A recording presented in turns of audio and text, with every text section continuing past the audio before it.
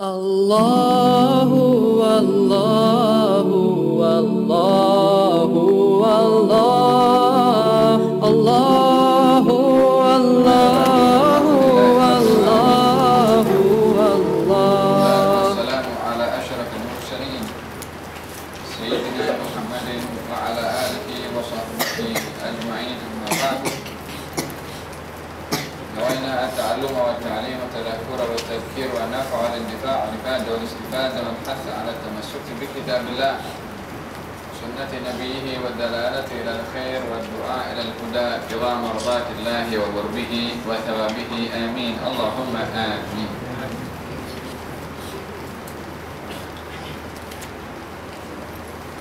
Kita sampai kepada muka surat 37, bab mensucikan hati. Surat 37.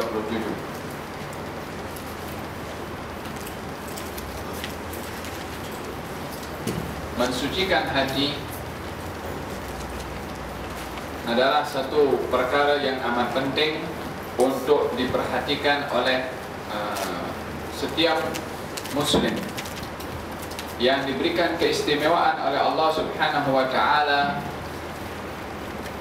dengan hati untuk kenal kepada Allah dengannya, untuk dapat merasakan manisnya ibadah dengan hati, untuk dapat mempunyai sifat qanaa'ah, yakni merasa puas dengan pemberian Allah walaupun sedikit dengan hati, untuk merasakan khusyuk di dalam salat dengan hati, untuk merasakan ketenangan dan ketentraman di dalam hidup dengan kepelbagaian problem yang ada di atas muka bumi ini, untuk dapat tenang dengan hati, untuk mendapatkan kesabaran menghadapi dugaan dengan hati. Semuanya memerlukan kepada hati. Hati seseorang yang mantap dan bersih serta suci, sehebat mana dugaan, seberat mana cabaran, sebanyak mana ibadah yang dibuat, maka dia akan mampu menghadapi, tidak bosan beribadah kepada Allah, mudah menitiskan air mata bila mana membaca Al-Quran. Itu semua bila mana hatinya bersih. Tapi kalau hati itu problem, tidak bersih, maka segala sesuatu yang bercampur dengan hati yang tidak bersih akan jadi tak bersih. Itu gelas, cawan, kalau kotor dengan minyak ke, dengan ada debu ke, dengan apa saja, kita bagi air bersih, air itu akan jadi kotor. Hati ini kalau dipenuhi dengan kotoran hati berupa dosa, hasad, dengki, riya, sombong,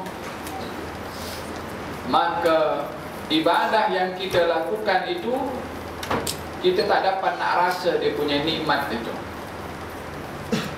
Ini ibadah ada kenikmatannya, ada rasa manisnya. Olehada di dalam athar disebutkan meminta manisnya ibadah. Ibadah itu ada kemanisannya, tapi tak boleh dirasa oleh lisan ini. Lisan boleh merasa manisnya perkara-perkara yang boleh disentuh oleh lisan. Kopi, TO ice, teh tarik. Ini lisan punya tugas. Itu kari rasanya pedas, atau itu sup kurang garam, itu lisan punya tugas. Tapi kita nak rasa khusyuk, nak rasa tenang, tak gelisah menghadapi masalah, tak cepat putus asa. Itu semua tugasan hati. Maka dalam hal ini, hati ini adalah amat penting daripada anggota tubuh badan manusia secara keseluruhannya.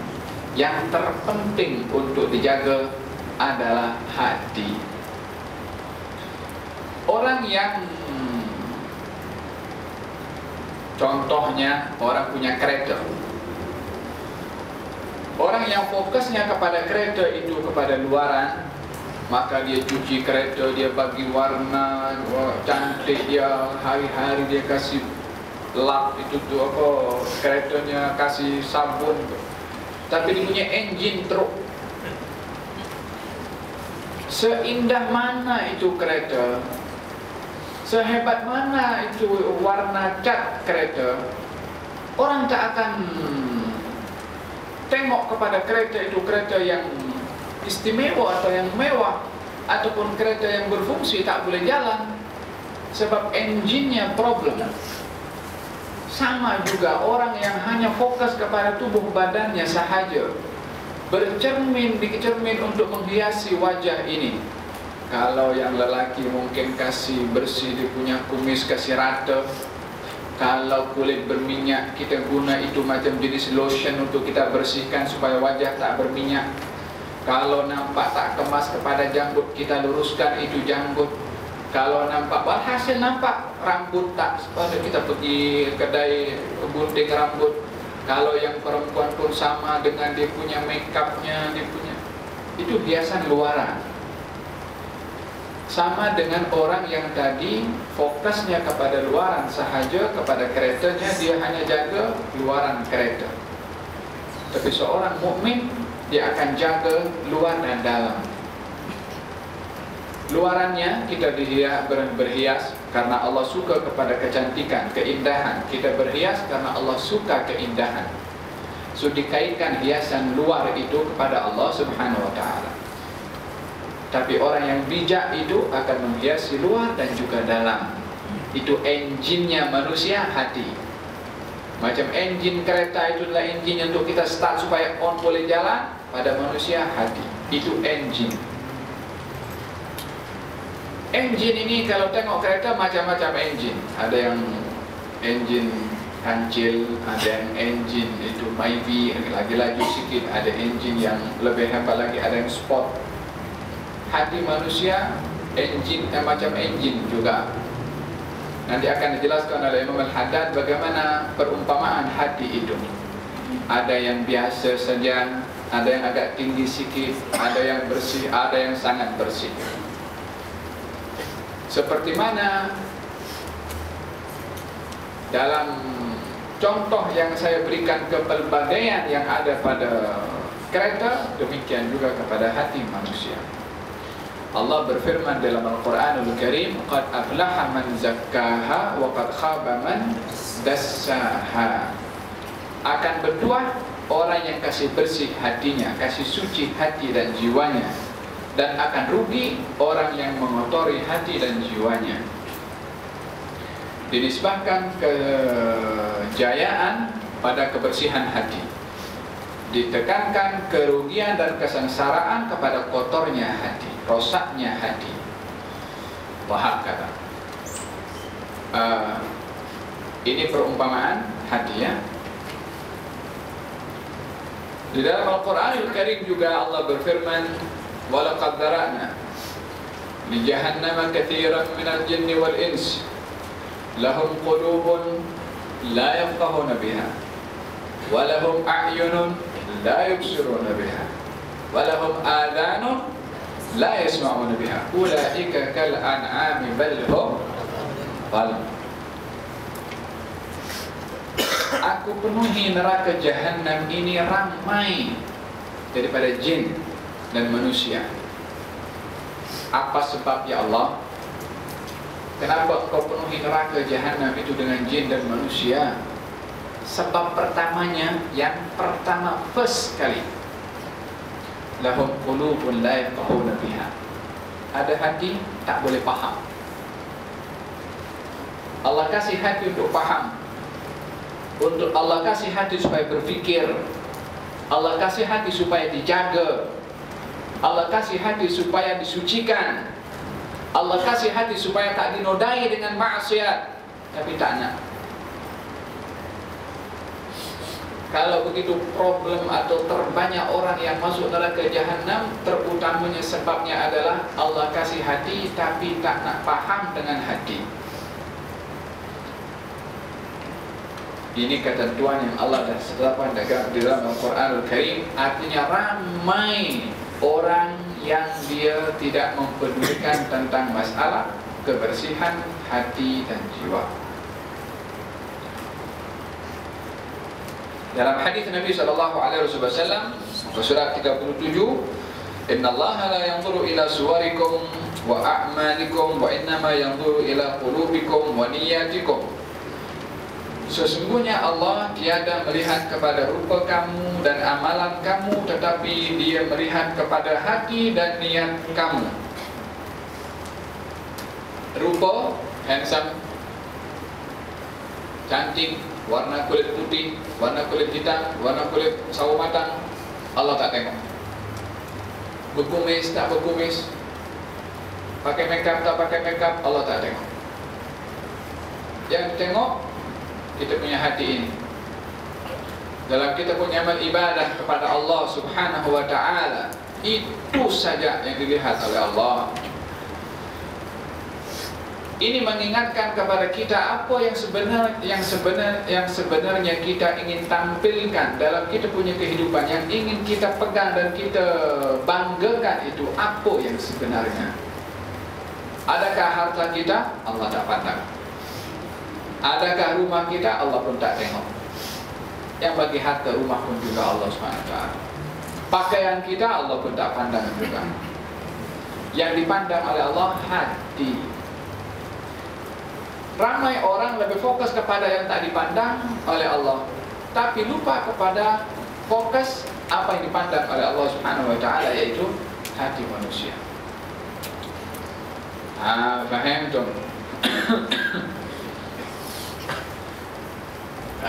Dalam kisah anak Nabi Adam alaihissalam, Habil dan Qabil, dua makhluk pertama yang ada di atas muka bumi ini setelah Nabi Adam dan Siti Hawa. Habil dan Qabil ada beradik, tumbuh-tumbuhan atau apa itu, biji-biji makanan. وَاتْلُ عَلَيْهِمْ نَبَأَ ابْنَيْ آدَمَ إِذْ قَرَّبَا قُرْبَانًا فَتُقُبِّلَ مِنْ أَحَدِهِمَا وَلَمْ يُتَقَبَّلْ مِنَ الْآخَرِ قَالَ لَأَقْتُلَنَّكَ قَالَ إِنَّمَا يَتَقَبَّلُ اللَّهُ مِنَ الْمُتَّقِينَ. Bacalah wahai Muhammad, wahai Rasulullah, kepada kaum kamu, kepada umatmu, kisah dua anak Adam. Ketika keduanya mengedepankan sedekah, mereka bersedekah. Sedekah itu ibadah. Tapi dalam ibadah yang dipandang dan dipantau oleh Allah bukan zahir ibadahnya. Seperti mana manusia tadi saya katakan, bukan yang dipandang itu luarannya. Ibadah juga yang dipandang oleh Allah bukan zahir ibadahnya, tapi apa yang tersimpan di dalam ibadah yang dilakukan oleh orang yang beribadah, itu yang dipandang oleh Allah Subhanahu wa ta'ala. Fatuqubila min ahadihima, sedekah daripada kedua anak Adam itu yang diterima oleh Allah salah seorang je. Macam mana salah seorang diterima? Sama-sama ibadah, sama-sama sedekah. Yang zahirnya adalah dua-dua ibadah, tapi Allah tak terima yang satu, Allah terima yang lain. Allah bagi tahu sebab apa Allah terima. Innama yataqabbalullahu minal muttaqin. Yang diterima ibadahnya itu adalah amal ibadah orang yang bertakwa. Berarti daripada kedua anak Adam tadi yang bersedekah, yang satu ibadahnya yang beribadah sedekah takwa, yang satu lagi beribadah sedekah tak ada takwa, tak ada niat yang baik, tak ada niat yang ikhlas, tak ada niat kerana Allah. Maka yang tak ada niat kerana Allah, walaupun ibadah, tak diterima oleh Allah SWT. Kiaskan ini dalam amal ibadah kita, dalam ihsan kita kepada kita punya sahabat handai, kepada sesiapa saja, apa saja yang kita buat ibadah, perbuatan baik yang kita buat kepada orang lain, apa niat kita ketika beribadah kepada orang lain, itu dilihat oleh Allah, itu dinilai quality. Ada orang lebih fokus kepada ibadah quantity. Yang benar adalah kita lebih fokus kepada ibadah quality. Sikit berkualiti lebih baik daripada banyak kuantitinya tapi tak berkualiti. Ini yang dipandang oleh Allah dalam amal ibadah seseorang. Ini apa itu contoh yang Allah telah berikan di dalam Al-Quranul Karim dalam amal ibadah kita. Oleh hada, kenapa kita diajar oleh Nabi SAW ini kena doa, kena dibaca oleh setiap orang yang beriman kepada Allah Subhanahu Wa Taala. Doa yang Nabi ajar kepada Sayyidina Mu'ad untuk dibaca selepas salat. Apa itu? Allahumma inni ala dzikrika wa syukrika wa husni ibadatik. Ya Mu'ad, kata Nabi, wahai Mu'ad, saya suka kepada kamu. Baca setiap selepas salat, Allahumma inni, ya Allah bantulah aku ala dzikrika, untuk berzikir menyebut namamu, wa syukrika, dan bersyukur kepada kamu, wa husni ibadatik, dan bantu kami untuk baik dalam ibadah. Bukan bantu kami ibadah, bantu kami baik dalam ibadah. Karena tidak semua ibadah itu baik. Ibu Habil dan Qabil tadi sama-sama bersedekah. Ibadah, sedekah itu ibadah, tapi yang satu ibadahnya baik, yang satu ibadahnya hanya suri, gambaran sahaja. Wa husni ibadatik, itu baca setiap selepas salat supaya terilhami dari Allah Subhanahu Wa Taala. Ibadah itu ibadah yang berkualiti. Oleh itu, kata Imam Al-Haddad mengatakan, dalam anda membenarkan ucapan anda dengan amalan, tanda seseorang itu adalah benar, baik hatinya adalah apa yang dikata di mulut itu benar ada di dalam hati, sesuai perbuatannya dengan apa yang di dalam. Yani bukan cakap manis di dalam dia mengumpat, atau dia bukan nampak perbuatannya baik, di dalam dia tak baik. Di hadapan orang nampak khusyuk, baik, apa semua, di dalam dia entah jadi apa. Tak ada orang ketika bersendirian apa dia punya sikap. Itu yang Allah memang akan tengok ketika kita bersendirian, ketika kita tak ada depan orang ramai. Kita bila mana depan orang ramai, mungkin kita nak buat apa-apa, malulah orang tengok. Nah, kalau dalam surau atau dalam masjid atau depan orang ramai, kita banyak, atau ibadahnya kita bagus, cuma nina. Kalau di rumah sendiri ekspres. Muhasabah itu ketika kita bersendirian mesti nampak lebih khusyuk, lebih nampak kepada Allah berbandingkan di hadapan orang ramai. Di hadapan orang ramai kita tercabar untuk kita ujub, bangga diri, untuk riya. Tapi ketika bersendirian dengan Allah, baru di situ kita nampak sebenarnya kita ibadah itu memang benar kerana Allah, karena nikmat dalam ibadah atau tidak. Kalau kita ibadahnya kerana orang, maka setiap ada orang kita perfectkan, sempurnakan ibadah kita. Tapi kalau bersendirian tak ada orang, laju saja, qul Allahu ahad saja, Fatihah, qul Allahu ahad, Fatihah, qul Allahu ahad. Tapi bila mana di depan orang dia panjang baca surat Amma Yatasa'al, atau dia baca surat Al-Jum'ah. Tapi kalau sendirian, surat itu kan sunnah, tak apalah, yang wajib saja settle masalah. Kalau di depan orang ramai selepas solat baca zikir, di rumah Assalamualaikum warahmatullahi wabarakatuh terus kabur. Justru saat kita tidak ada di hadapan orang ramai akan nampak keaslian hubungan kita dengan Allah. Justru di hadapan orang ramai kita sembunyikan hubungan kita yang sebenar dengan Allah. Kita tak perlu nak tunjuk kita punya hubungan dengan Allah di hadapan orang ramai. Ini orang ramai apa boleh buat kepada kita? Orang ramai tak boleh buat apa. Dia sama-sama seperti kita, lemah, perlu juga kepada Allah. Tak boleh nak datangkan manfaat secara langsung kecuali dengan izin Allah. Tak boleh nak menolak mudarat pun kecuali dengan izin Allah. Sama dengan kita, perlu juga kepada Allah. Tak boleh dia buat apa kepada kita. Maka kenapa kita nak fokus kepada orang yang tak boleh buat apa? Kita putuskan hubungan kita dengan yang maha mampu berbuat apa saja. Perbaiki hubungan kita dengan Allah semesra mungkin, sebaik mungkin. Kepada manusia, usahakan sembunyikan, jangan tunjukkan kepada orang. Sebab kalau orang nampak Kata sahabat Nabi SAW, "Ya Rasulullah, saya ini suka bersedekah, tapi pada masa yang sama saya suka orang puji saya ini suka bersedekah. Saya bersedekah karena Allah, ikhlas karena Allah, tapi saya pun ada sedikit nak orang tengok saya bersedekah." Kata Nabi, "Wa man kana yarju liqa'a rabbih falya'mal 'amalan salihan wa la yusyrik bi ibadati rabbih ahada." Senang.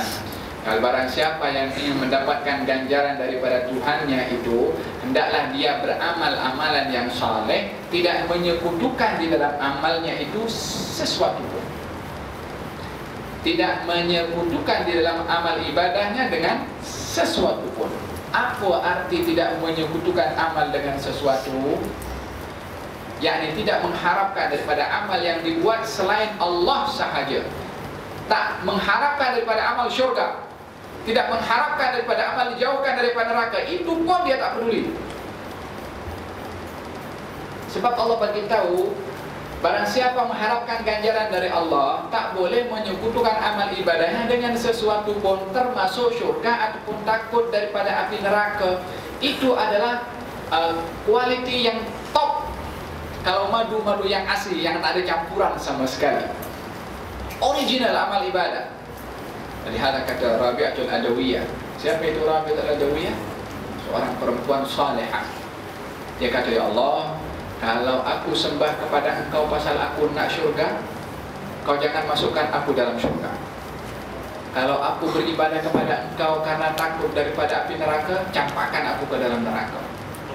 Tapi jadikan ibadah aku kepada Engkau karena Engkau adalah Tuhan yang patut layak untuk disembah. Pure murni ibadahnya karena Allah Subhanahu wa ta'ala, bukan karena nakkan syurga atau takut daripada api neraka. Kalau dah dapat Allah, itu Allah yang punya syurga, yang punya neraka, dapat segala apa saja yang dia nak, sebab dia sudah mendapat apa tujuan daripada ibadah karena Allah Subhanahu wa ta'ala.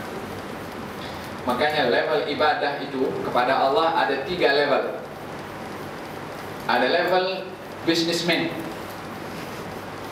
ada level hamba sahaya, ada level hamba yang merdeka. Orang beribadah kepada Allah level businessman, yang macam berniaga dengan Allah Subhanahu wa ta'ala. Boleh tahanlah, tapi maksud tak sempurna orang beribadah yang number 3 tadi. Orang beribadah kepada Allah disebabkan karena bisnis atau karena perniagaan. yakni orang berniaga itu nak untung dalam perniagaannya. Dia pun beribadah kepada Allah nak untung dari Allah Subhanahu wa taala berupa syurga. Yang kalau dalam berniaga itu dia tak dapat untung, dia tak akan berniaga dengan orang itu. Berapa nak berniaga dengan orang tak kasih untung? Maka dia ketika beribadah kepada Allah Subhanahu wa taala, dia tahu Allah ini adalah punya syurga. Di dalam syurga ada bidadari, ada apa itu, ada istana, ada macam-macam kenikmatan ada di situ. Dia nak itu semua. Dia beribadah kepada Allah Subhanahu wa taala.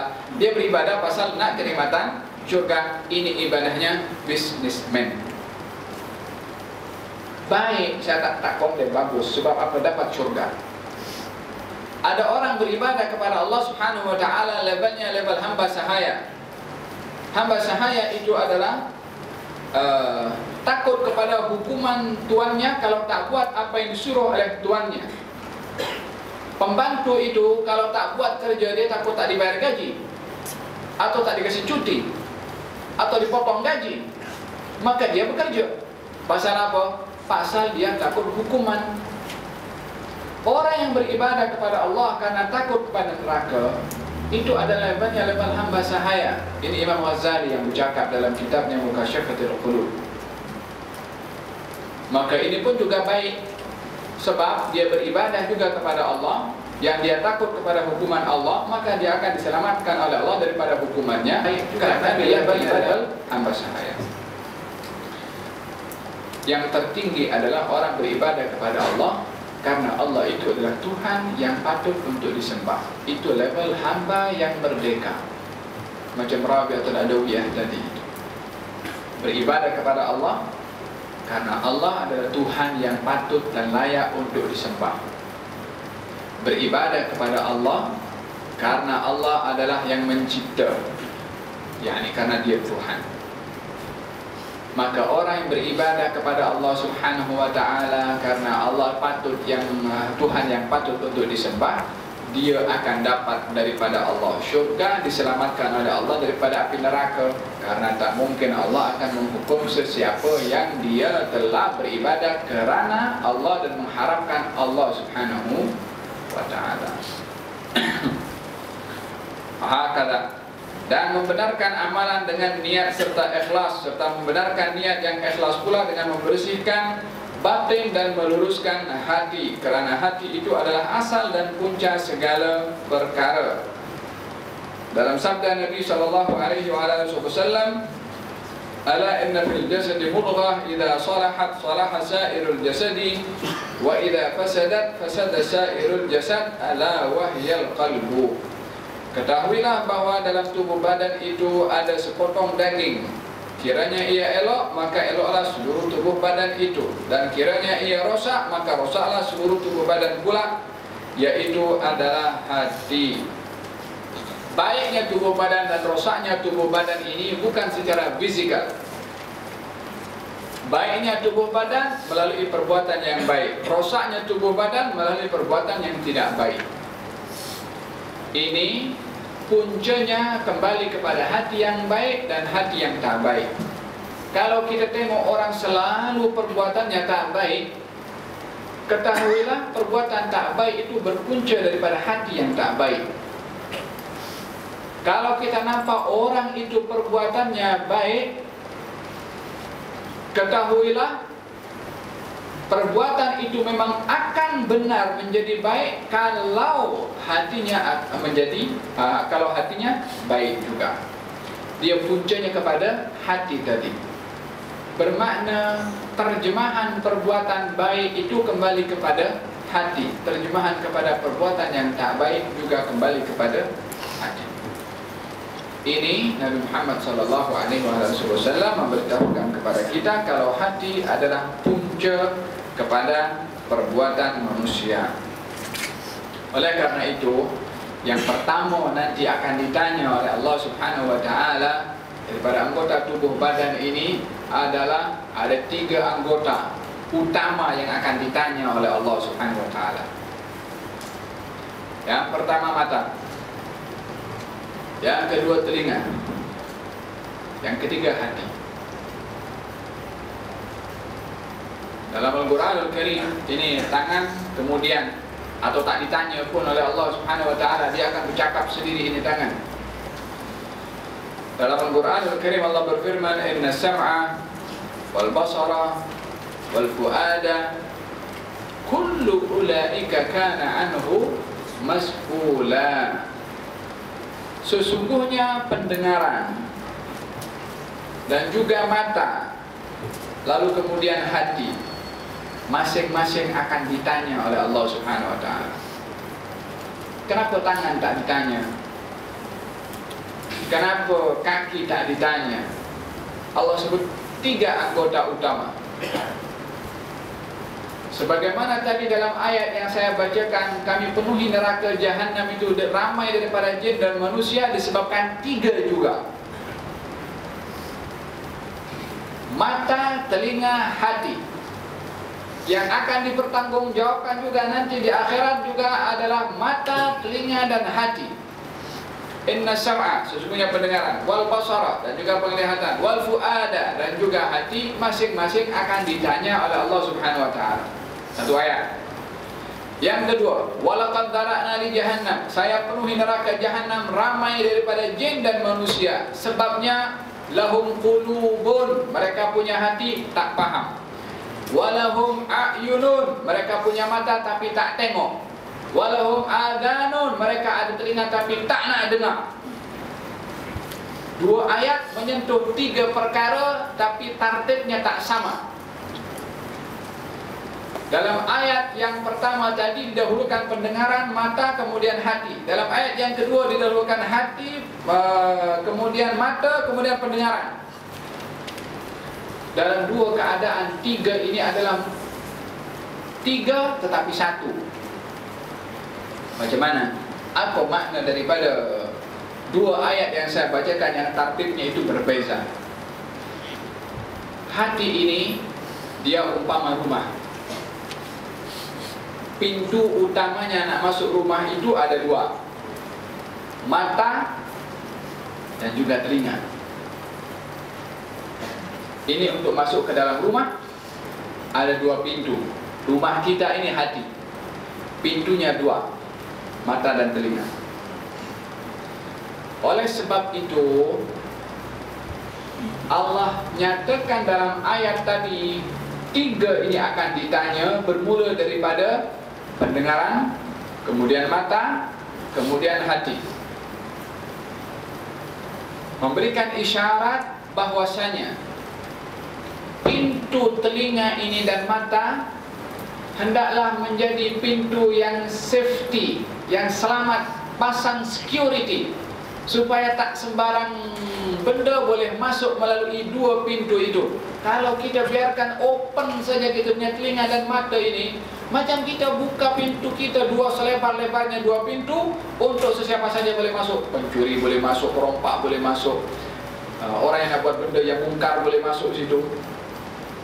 Sama juga kalau kita tak jaga, tak pasang security kepada telinga dan mata ini, kita punya hati ini, maaf cakap, jadi sampah atau jadi tempat untuk menampung sampah.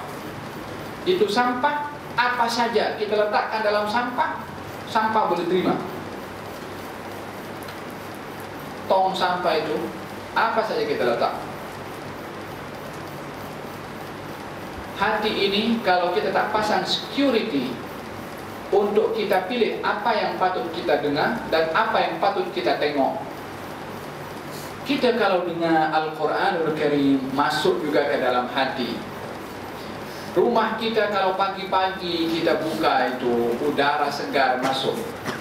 Orang yang nak masuk rumah itu, kita tengok dulu siapa yang akan masuk rumah kita itu. Bukan kita open, sesiapa saja boleh masuk. Memang kita akan hormat kepada sesiapa tetamu yang datang. Tapi kalau tetamunya pencuri, maka kita tak akan buka pintu.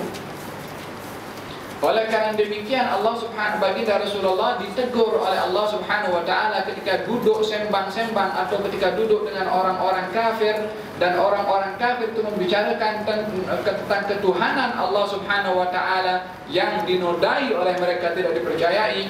Fala taq'udu ma'ahum hatta yakhudu fi haditsin ghairi. Kamu jangan duduk dengan mereka wahai Muhammad, wahai Rasulullah, sehingga mereka bercakap benda lain, sehingga mereka bercakap benda lain. Orang bercakap itu daripada anggota tubuh badan yang mana satu berfungsi untuk mendengarkan percakapan? Telinga. So kita punya telinga ini kena bijak memilih apa yang patut kita dengar. Allah suruh Nabi bangkit, jangan duduk. Dengan siapa? Dengan orang yang bercakap-cakap yang tak betul. Cakap tentang Allah, la taq'udu ma'ahum. Jangan kamu duduk dengan mereka. Sehingga mereka bercakap benda yang lain. Larangan Nabi duduk bersama dengan mereka itu sampai mereka bercakap benda yang tidak menjadikan benda itu merosakkan hati masuk telinga karena cakapnya tak betul. Kalau cakap benda yang lain, benda yang biasa, okey, tak apa. Tapi selagi cakap itu adalah percakapan yang tak betul dan kita terus dengar, kita mengotori kita punya hati. Sebab kita buka pintu melalui telinga untuk masuk virus melalui telinga, mengotori kita punya hati. Juga sama dengan mata. Pintu melalui mata ini, apa yang kita gunakan mata ini untuk memandang. Subhanallah, Allah kasih mata kepada kita untuk banyak manfaat yang kita boleh ambil melalui mata. Tapi tidak semua benda boleh kita masukkan melalui mata. Kita tak boleh pandang orang lain dengan mata ini mengatakan teruklah orang itu. Kita tak boleh menggunakan mata ini memandang rendah kepada orang lain. Kita tak boleh menggunakan mata ini memandang kepada aurat orang lain. Kita tak boleh menggunakan mata ini untuk mencari aib orang lain. Mata ini boleh digunakan untuk kita tengok Quran. Mata ini boleh digunakan keluar rumah kita untuk bantu orang lain. Mata ini boleh digunakan untuk kita membantu orang yang tak punya mata. Mata ini boleh digunakan untuk kita bersyukur kepada Allah dengan indahnya perkara yang nampak di hadapan mata kita. Kalau kita tak punya mata, 1 jam kita coba punya mata, jangan kita tengok macam mana rasanya tak ada mata. Dan 3 ini anggota yang perlu untuk dijaga. Mata, telinga, dan hati. Hati ini rumahnya, mata dan telinga pintunya. Jaga ini pintu, pasang security yang hebat, yang paling baik. Olehada kenapa baginda Rasulullah SAW ketika firman Allah Subhanahu Wa Taala turun, "Qul lil mu'minina yaghuddu min absarihim." Katakan wahai Muhammad, wahai Rasulullah kepada orang-orang beriman supaya pejam mata. Ajib. Kenapa disuruh pejam mata? Bukankah mata itu diciptakan oleh Allah untuk kita pandang, untuk kita buka tengok? Ghuddu itu pejamkan mata atau alihkan pandangan. Ghuddu absarakum. Atau qul lil mu'minina yaghuddu min absarihim. Katakan kepada orang-orang beriman memejamkan mata mereka. Apa pasal disuruh pejam mata? Supaya tak tengok benda yang boleh mengotori hati melalui pintu mata ini. Wa qul lil mu'minat, katakan kepada kaum mukminat juga untuk menjaga pandangan mereka. Mata juga. Orang yang menjaga matanya ini, memandang daripada yang dilarang oleh Allah Subhanahu Wa Taala di dunia, ini mata akan terhormat untuk melihat kepada Allah nanti di akhirat. Ini mata akan mendapat keistimewaan nanti oleh Allah Subhanahu Wa Taala, tapi bukan semua mata. Oleh hada kata baginda Rasulullah SAW, kullu ainin bakat yaumil qiyamah. Semua mata pasti akan menangis nanti di hari kiamat. Semua mata kecuali 2. Hanya 2 mata saja yang tak menangis di akhirat. Yang pertama, mata orang yang menangis di dunia kerana takut kepada Allah. Yang kedua, mata orang yang jaga malam di jalan Allah. Ini 2 mata je yang tak menangis nanti di akhirat. Selagi kita ada air mata ini di dunia, titiskan sekarang, sebelum nanti di akhirat itu tak akan henti ini air mata menitis. Karena penyesalan di dunia 1 tetes saja air mata dapat kita titiskan kerana takut kepada Allah, akan terhiasi mata ini untuk tidak menangis di sana nanti. Karena tak mungkin orang menangis di dunia karena takut kepada Allah, di sana akan menangis juga. Allah tak akan kumpulkan kepada seseorang itu 2 kali rasa takut dan 2 kali rasa aman. Tak ada. Orang yang takut di dunia aman di akhirat. Orang yang merasa aman di dunia takut di akhirat. Tak ada orang di dunia takut, di akhirat takut. Di dunia aman, di akhirat aman. Tak ada. Faham tak? Baik, lantaran itu kata Imam Al-Haddad, mengambil berat terhadap hati, anda mengambil berat terhadap wajib, anda mengambil berat terhadap hati itu, serta tumpukanlah segala perhatian untuk memperbaiki dan meluruskannya. Sebab hati itu lekas sekali berbolak-balik dan selalu kacau bilau. Sabda Rasulullah sallallahu alaihi wasallam, "Innahu asra taqalluban min al-qidri idza istajma'at ghalayanuha." Sesungguhnya hati itu lebih cepat bolak-balik dari makanan yang sedang mendidih di dalam periuknya. Seperti makanan macam mana makanan itu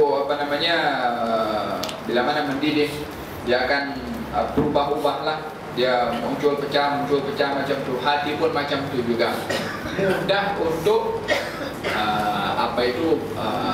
terbalik. Saat ini kata ya, esok kata tidak. Saat ini nak buat, esok tak apa, nanti tak buat. Cepatnya hati berubah itu sangat cepat sekali. Oleh sebab itu, bila mana ada lintasan di dalam hati nak berbuat baik, cepat itu perbuatan baik dibuat sebelum hati itu berubah untuk tak buat. Sebab syaitan tak akan diam.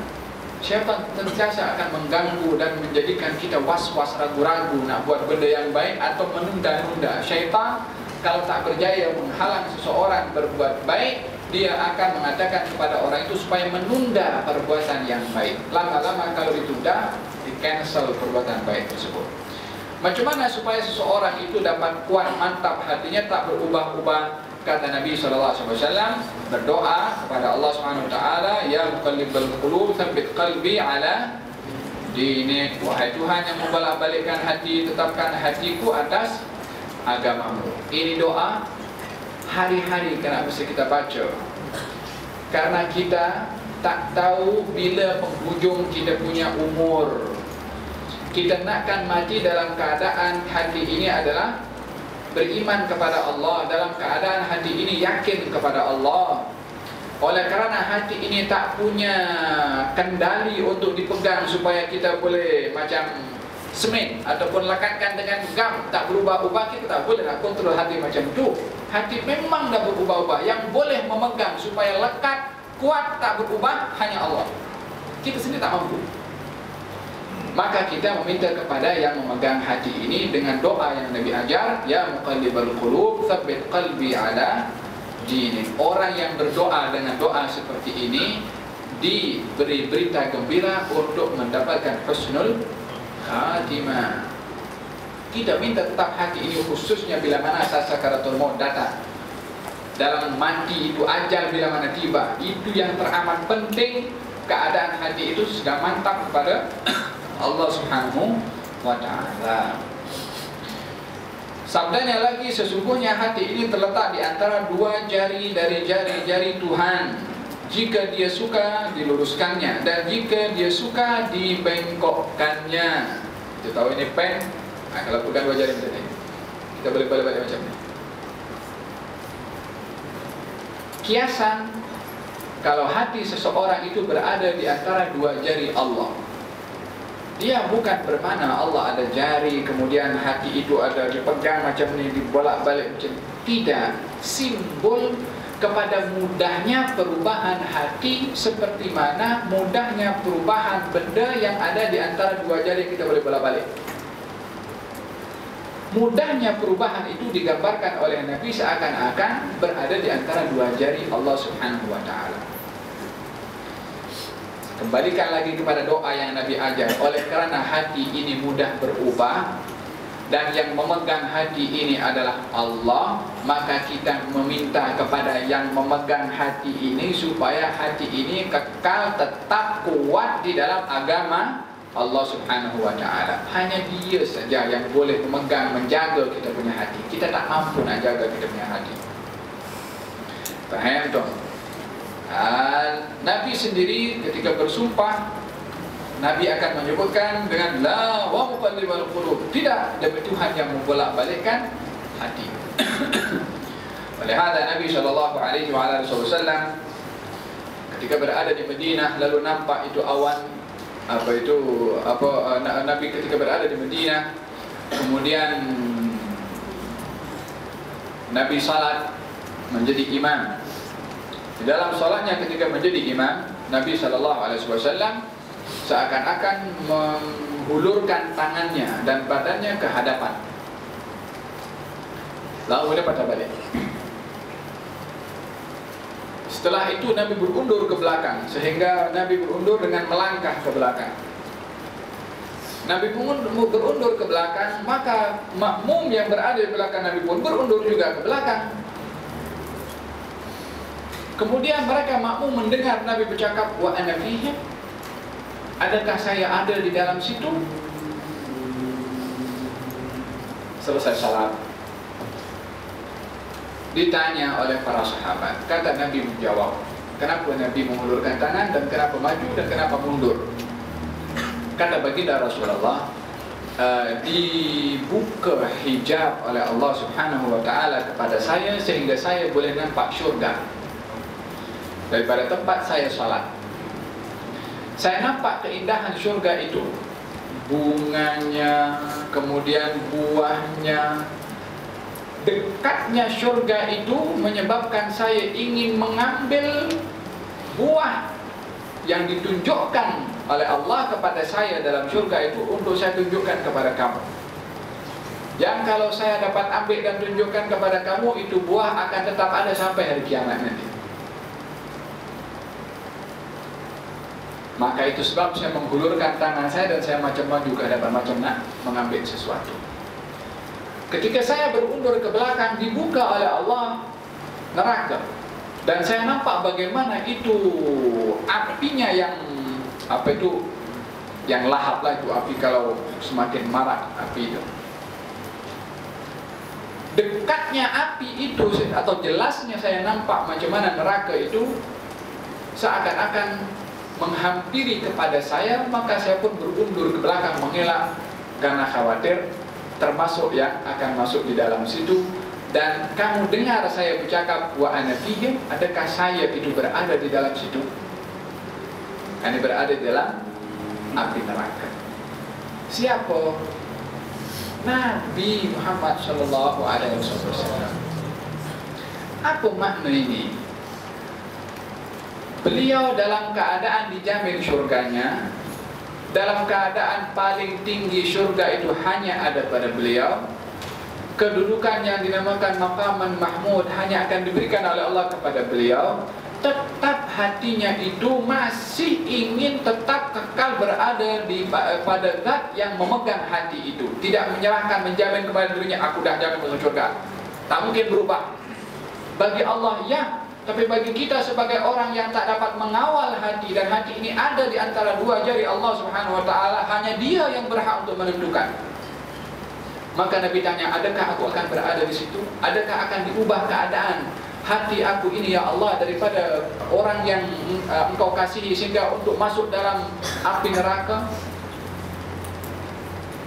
Paham dong? Ini keadaan orang tersempurna imannya, masih mempunyai perasaan ingin meletakkan hatinya itu berada dalam genggaman Allah Subhanahu wa ta'ala.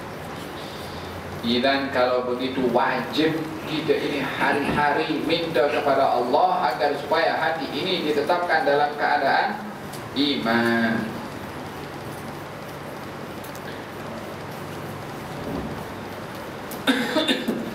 Allah Subhanahu wa ta'ala berfirman menceritakan tentang kisah Nabi Ibrahim alaihissalam, wala tukhzini yawma yub'atsun yawma la yanfa'u malun wala banun illa man atallaha biqalbin salim. Dan jangan engkau menghinakan aku pada hari kebangkitan. Ini doa Nabi Ibrahim kepada Allah, yaitu hari tiada berguna harta benda dan anak-anak. Yang menjadi kebanggaan kepada orang yang berharta adalah hartanya, dengan mengatakan dengan duit semua boleh jalan. Bukankah itu menjadi falsafah kepada orang-orang yang ingin mencapai kepada matlamat keduniaan? Dengan hartanya semua boleh. Apa yang tak boleh? Semua boleh. Dengan duit semua boleh. Tapi tak laku itu duit nanti di akhirat. Sebanyak mana duit itu mau di malaikat tak kenal kepada duit dah. Tak pakai pun untuk perniagaan. Malaikat ada perniagaan. Yauma la yanfa'u malun wala banun, di hari yang tiada mendatangkan manfaat harta dan anak-anak. Dinafikan oleh Allah Subhanahu wa ta'ala kepada orang yang membanggakan dengan hartanya, yang bukan hanya bangga dengan segala sesuatu boleh tercapai. Allah beritahu, kau punya harta tak akan manfaat nanti di sana. Bahkan dalam ayat yang lain Allah berfirman, mereka itu orang yang dihukum oleh Allah kalau mampu nak mengumpulkan harta sepenuh dengan dunia ini, dan tak seorang pun punya harta satu dunia. Sekaya mana orang, tentunya tak dapat mempunyai harta sedunia. Kalau mereka mampu, mereka akan gantikan hukuman yang Allah dah tetapkan kepada mereka dengan harta sepenuh dunia ini, dengan emas mau dibayarkan kepada Allah supaya selamat daripada azab.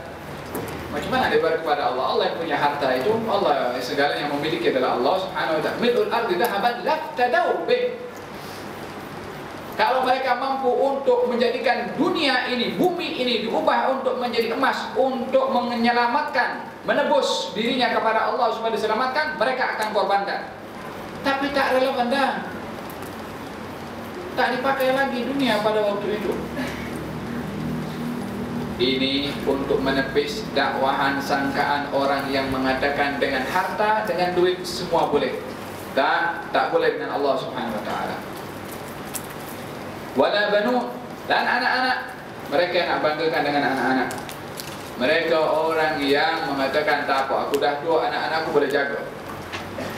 Dalam kubur nanti anaknya boleh selamatkan dia daripada dalam kubur, nak temankan dia dalam kubur, anaknya akan hantar saja. Kalau boleh ingat seminggu sekali hari Jumat pergi ziarah, dah baik dah. Ini pula zaman kita sekarang setahun sekali macam hari raya saja pergi. Itu pun kalau ingat hari raya. Kalau orang tuanya berada dalam neraka, anak itu akan pergi selamatkan orang tuanya daripada neraka, nak masuk neraka, jom keluar macam tu. Wala banun, anak tak boleh akan dapat menyelamatkan juga. Siapa yang boleh menyelamatkan kita? Ya kita sendiri dengan amal yang kita buat kepada Allah Subhanahu wa taala. Bukan kita punya harta, bukan kita punya anak-anak, bukan kita punya jawatan. Amal yang kita buat, itu saja yang menjadi sebab datangnya pertolongan dari Allah. Yang bergantung dengan harta, walaupun nak ditanam itu harta dengan petinya sekali dalam kubur, tak akan ada apa-apa. Faham tu? Yawma la yanfa'u malun wala banun illa man atallaha biqalbin salim. Yang dapat selamat itu orang yang datang kepada Allah dengan hati yang selamat, selamat daripada syirik, selamat daripada penyakit-penyakit hati, selamat daripada buruk sangka kepada orang lain, hasad, dengki, ujub, sombong, selamat daripada memandang rendah kepada orang lain. Itu hati yang selamat. Oleh hada, di zaman Rasulullah SAW, Nabi bersabda, akan datang kepada kamu sebentar lagi orang penghuni surga. Masuk satu orang. Esok lagi Nabi kata, akan datang kepada kamu sekejap lagi orang yang dijamin oleh Allah masuk surga. Orang yang sama semalam. 3 kali Nabi cakap orang yang sama. Itu sahabat, apa benda yang dibuat oleh sahabat itu? Tak adalah dia terkenal sangat ibadahnya. Dia pergi rumahnya. Kalau aku ada masalah dengan aku punya bini, dia kata, aku nak menginap di rumah kamu sampai masalah aku dengan ahli keluarga aku reda, baru aku nak balik. Saja dia nak tahu, nak menginap di rumahnya supaya tahu apa ibadah yang dia buat di waktu malam. Mungkin ada something special yang dibuat di waktu malam. Malam itu malam pertama dia tak tidur. Tengok apa dibuat. Tak ada benda, tidur je malam. Itu tetapi lagi banyak dia punya ibadah. Sahabat yang datang itu kalau tidak salah saya Abdullah bin Umar atau Abdullah bin Amr. Dua-dua sahabat Nabi, Masya Allah. Datang rumahnya biasa je, dia lagi banyak. Hari ketiga baru bagi tahu, Syuf, aku tak ada apa-apa problem sebetulnya. Just aku nak tahu saja apa ibadah kamu buat sehingga baginda Rasulullah bagi tahu kau adalah penghuni syurga. Gali beritahu saya sebelum tidur ini, saya bersedekah dengan kehormatan saya. Orang yang memaki kepada saya maafkan, walaupun tak minta maaf. Orang yang mengumpat kepada saya maafkan. Orang yang buat benda-benda dan menodai marwah saya maafkan semuanya. Saya tidak menyimpan rasa dendam, benci, dengki kepada siapapun juga. Hatinya adalah hati yang selamat, bersih, suci daripada apa? Dendam pada orang lain, memandang rendah kepada orang lain. Yang banyak ini penyakit-penyakit menimpa kepada kita di zaman kita sekarang ini. Melihat kepada saudara kita seagama, mungkin pun satu bangunan, satu menara umpamanya, atau satu dinding umpamanya, pun masalah satu dengan yang lain. Problem di hati ini. Faham tu? Tapi kalau hati ini kita boleh jaga, boleh kita bersihkan, itu problem akan menjadi sebab nikmat. Macam mana kita jadikan problem itu nikmat? Hanya hati orang yang bersih dapat menjadikan masalah menjadi nikmat. Orang yang hatinya bersih, bila mana dihadapkan dengan masalah, dia akan tengok masalah ini sebab saya untuk nak dapat ganjaran dari Allah. Kalau saya boleh menyelesaikan masalah ini dengan apa yang Allah suruh saya buat. Diganggu oleh jiran, Umpamanya, insyaAllah di sini tak adalah, di tempat lain. Ataupun masalah dengan kawan, ataupun dalam hal hutang piutang, ataupun dalam apa saja masalah yang kita hadapi, coba kita tengok apa peluang yang kita boleh dapat melalui masalah yang kita hadapi yang Allah akan bagi kepada kita. Kalau kita mengambil satu sikap kepada orang yang bikin masalah kepada kita, sikap kita itu sebab Allah kasih ganjaran atau sebab Allah buka kepada kita. Itu kena kita tengok dengan kita punya hati. Kalau kita guna emosi, aku bukan Nabi. Kita cakap macam itulah. Nabi boleh kasih maaf, aku bukan Nabi. Aku manusia biasa. Macam-macam alasan dia boleh kata kepada dirinya untuk memberikan keuzuran tindakan yang tak baik diambil, padahal dia boleh gunakan melawan kepada hawa nafsunya untuk mengambil tindakan yang Allah akan angkat derajatnya kalau dia buat. Macam itu siapa? Seorang bernama Ali Ridha. Dia dalam keadaan pembantunya mendukung anaknya. Pembantunya itu hamba sahayanya, dia ambil barang daripada dapur panas dan jatuh kena kepada anaknya, meninggal di hadapan mata ayahnya. Ini satu kejadian yang begitu mencabar kepada perasaan, kepada hati. Kalau ada benda apa saja di sebelahnya mungkin akan dipukulkan bagi orang yang tak boleh kawal. Dalam keadaan mukanya itu merah, hamba sahaya itu bacakan firman Allah Subhanahu wa taala, wal kadhimina al-ghaidha.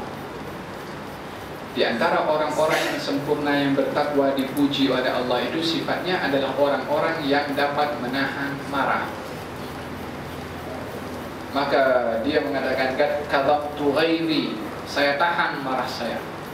Dia bukan tak marah, dia tahan marahnya, dia mampu untuk nak marah. Lihada, barang siapa yang mampu untuk meluahkan marahnya kepada orang yang ingin dimarah tetapi ditahan rasa marah itu, Allah akan penuhi hatinya dengan keamanan dan iman. Yang tahan, mampu tahan marah, khususnya yang darah muda ni sikit, ataupun yang dia punya temperatur itu agak tinggi sikit, voltase dia punya terlalu kuat sangat, bagi reda, jangan suka marah. Kita kalau naik kereta orang horn saja belakang, agaknya apa yang keluar daripada kita punya mulut orang yang horn di belakang kita? Baru horn saja. Kita tak mampu kawal marah dengan orang horn. Ataupun orang itu depan kita berjalan ambil line yang laju, dia jalan slow, kita di belakang. Apa agaknya kita punya emosi ketika tengok orang lagi keretanya kancil apa sikit, kita punya kereta agak laju ke sikit umpamanya, kita akan potong, kemudian kita ambil depan, kita dekatkan ke bagian depan itu, nak tunjuk kita geram kepada kereta itu. Marah itu dalam halaman yang simple sangat. Horn atau orang yang lalu kereta jalur laju itu, tapi slow sikit, kita dah tak mampu kawal marah.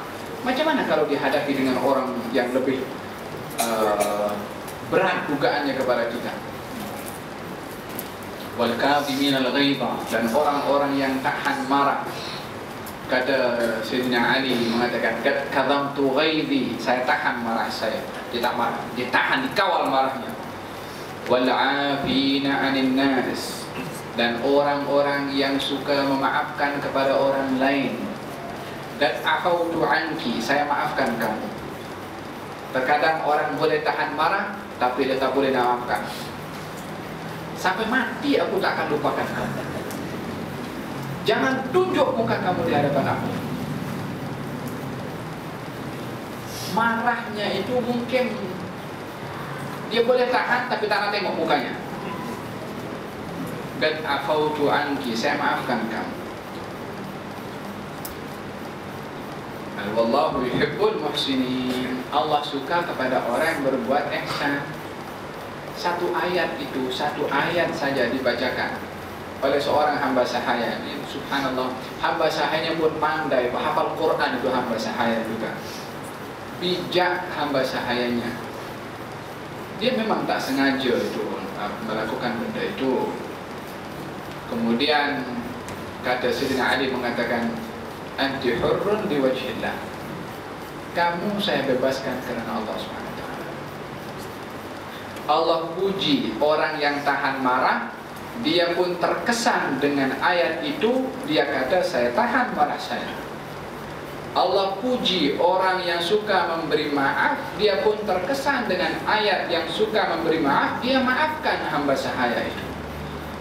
Ayat yang ketiga, wallahu yuhibbul muhsinin. Allah suka kepada orang yang berbuat ihsan, berbuat membalas kebaikan dengan orang yang berbuat tak baik kepada dirinya. Maka ditunjukkan, diterjemahkan. Sebab apa? Sebab henakkan apa yang Allah jadikan untuknya melalui potongan ayat itu. Tidak melihat kepada kesilapan yang dibuat oleh orang itu. Kalau fokus kepada kesilapan, saya bukan Nabi, halau tak masuk mahkamah mungkin. Kita pun nak tuntut yang lebih daripada sepatutnya.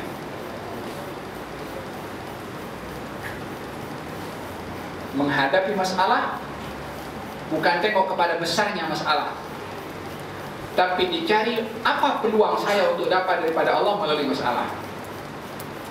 Itu falsafah orang beriman. Ini semua perlu kepada kesediaan hati dan jiwa yang saya katakan tadi, yang banyak bermasalah di zaman kita sekarang ini. Jom kita latih kita punya hati, jiwa ini, perasaan dulu. Dengan apa? Dengan dapat mengawal, mengontrol daripada benda-benda yang kecil. Masakan di rumah mungkin tak sedap, jangan marah dulu, tahan marah. Masuk rumah balik daripada kerja, kopi belum disediakan, apa banyak, kok sabar dulu, buat sendiri situ. Tak payah marah-marah dengan orang rumah. Minta goreng pisang tak disediakan atau lambat ke atau terlupa, kawal dulu marah kepada apa yang biasa kita hadapi di rumah ini. Baru kita akan mampu mengawal marah bila mana menghadapi orang-orang yang memang betul-betul mencabar kita punya kesabaran. Kalau kita tak boleh sabar kat rumah gara-gara pasal makanan, pasal benda-benda yang kecil, remeh-temeh, pasal phone kereta, pasal orang potong kita punya kereta dengan dengan kita tengok itu mat rampit umpamanya dengan kuat, kita mudah-mudahan karena aksiden depan situ. Tunggu dulu, jangan terburu-buru kita untuk terpancing emosi dengan apa yang berada di sekeliling. Break, tekan break untuk marah. Makanya datang sahabat kepada Rasulullah, ya Rasulullah, beri nasihat kepada saya. Nabi kata, jangan marah. Ya Rasulullah, lagi bagi nasihat kepada saya. Nabi kata, jangan marah. 3 kali minta nasihat, Nabi kata, jangan marah. Bukan tak boleh marah, mesti mampu mengawal marah. Sifat marah itu sifat yang tabi'i kepada manusia. Setiap manusia mesti ada sifat marah. Kita bukan dilarang untuk memarahi, tapi kita disuruh mengawal marah. Macam mana kita ngawal marah? Kalau kita dalam keadaan marah, kita sebut a'udzubillah minasyaitonirrajim. Karena marah itu datangnya daripada syaitan. Kita kalau tengok kes itu di mana, di mahkamah, bukan di mahkamah, ialah di mahkamah atau Jabatan Agama, kes perceraian, puncanya marah, emosi yang tak boleh dikawal. Kalau tengok sebab-sebabnya, Allah malu kita mau sebab nak dengan akibat yang berlaku. Sebabnya tak ada nilai. Kes baru-baru ini bulan Ramadan, itu istrinya sediakan makanan, lupa nak tekan on pada nasi di rice cooker sampai ada. Nak ambil nasi masih mentah. Suami lapar, marah, cerai. Pasal apa? Orang masuk bulan Ramadan, puasa itu belajar kontrol emosi. Ini pula lagi entah apa puasa yang dia buat itu tak boleh kawal marah. Mulai kita nak kawal itu daripada rumah kita. Baru kita akan nampak bagaimana hati ini dapat diberikan rahasia manisnya ibadah kepada Allah Subhanahu wa ta'ala. Doa yang kedua dan terakhir yang perlu untuk kita jaga untuk memantapkan hati ini adalah firman Allah Subhanahu wa taala, Rabbana la tuzigh qulubana ba'da idh hadaitana wa hab lana min ladunka rahmah innaka antal wahhab. Wahai Tuhan kami, jangan Engkau sesatkan hati kami sesudah Engkau tunjukkan kami jalan yang benar, dan berilah kami rahmat di sisimu, sesungguhnya Engkau amat suka memberi. Ini kata baginda Rasulullah dalam sebuah athar disebutkan menjadi sebab orang mendapatkan husnul al-khatimah. yakni meminta supaya hatinya ditetapkan bila khususnya ketika berada dalam keadaan nazak, dalam keadaan sakaratul maut. Tetapi bermula daripada kita sehat, meminta kepada Allah Subhanahu wa taala doa seperti ini agar supaya hati kita itu ditetapkan oleh Allah dalam keadaan berada dalam agama Allah Subhanahu wa taala. Jadi ada dua. Yang pertama adalah ya muqallibal qulub wal absar, ya muqallibal qulub tsabbit qalbi ala dinik. Ini setiap hari kita kena baca. Yang kedua adalah Rabbana la tuzigh qulubana ba'da idh hadaitana wa hab lana min ladunka rahmatan innaka antal wahhab. Itu doa ya. Yang ketiga adalah jaga mata daripada apa saja, kena pasang security, kena pasang itu penapis.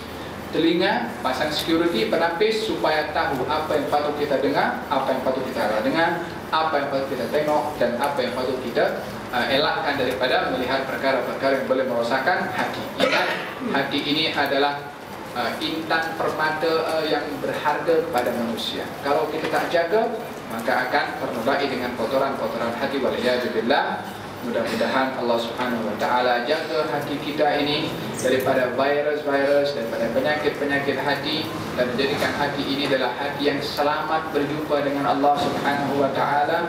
Mudah-mudahan diberi keupayaan untuk mengawal kita punya emosi, dan mudah-mudahan Allah Subhanahu wa taala berikan kemantapan hati ini dalam agama Allah Subhanahu wa taala, berikan kita husnul khatimah insyaallah. Wassallallahu alaihi wasallam Muhammadin wa ala alihi wasallam. Alhamdulillahirabbil alamin. Taqabbalallahu minkum sirrul Fatihah.